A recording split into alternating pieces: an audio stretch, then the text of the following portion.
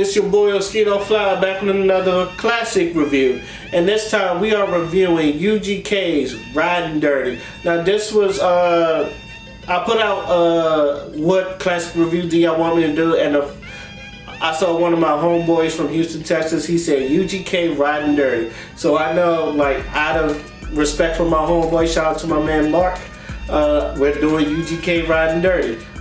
Pimp C, Bun B from out of Port Arthur, Texas. PAT, hold it down. These are legends, obviously legends in the game of Houston rap.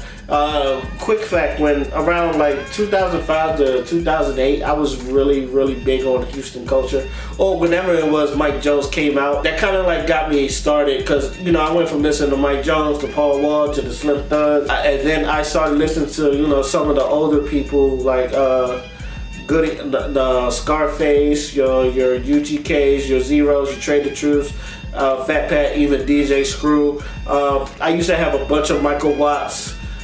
I used to have a bunch of Michael Watts' screwed up tapes, especially the Carter 2, Shop the Screw, probably one of the best Michael Watts tapes I've ever heard.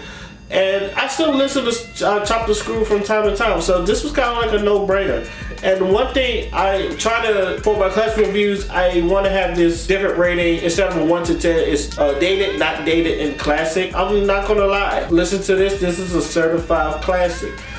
With this, one thing I appreciate is that it still sounds so fresh to me. Like, I know Big Crit kind of uses this sound now, and I feel like it works for him, but it really works for Bun B and Pimp C. And I feel like every beat you get, if they just ride the beat, they just know their strengths and use their strengths to like make good music. I feel like with this, and my man Mark told me this, I said, you're gonna hit this, you're gonna press play, and then you're just not gonna skip a song. And he's right. I didn't skip a song at all. There's a lot. One thing I do appreciate is just that, you know, I love that blaxploitation sound, that pimp sound, and all that. That, you know, when I used to watch the blaxploitation movies, and I do get that out of here. I get the gangster / pimping vibes from a lot of this from here, and then it's good to like relive the '90s sometimes out of nostalgia. And even though it is, I don't feel it doesn't feel dated to me. So it's just like there's songs that I still like would just vibe out to, like Pinky Ring. I feel like Pinky Rings is a good song. Diamonds and Wood is real good. Fuck My Car, I love Fuck My Car.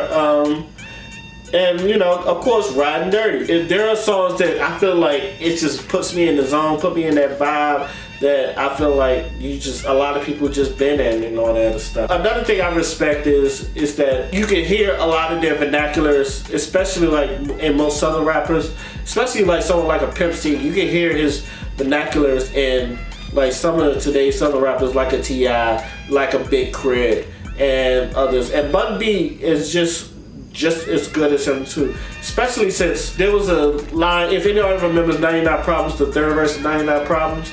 But most people, if you listen to this, Bun B actually said it in his rhyme. And so once I heard that, I was like, oh snap, that's where Jay-Z got it from. So it's just like, you can see their influences on the game, and that's why you saw UGK and Big Pimpin' and how that got hotter than fish grease. And you can see why people rock with just UGK so much. They're just living legends. R.I.P. Pimp C. You can just see like their influence on the rap game, especially in the South, and how like, especially in Texas rappers, you know, people, they super love down there. So overall, what do I think? I feel like this is a no-brainer. This is a certified classic. I feel like anybody can listen to this.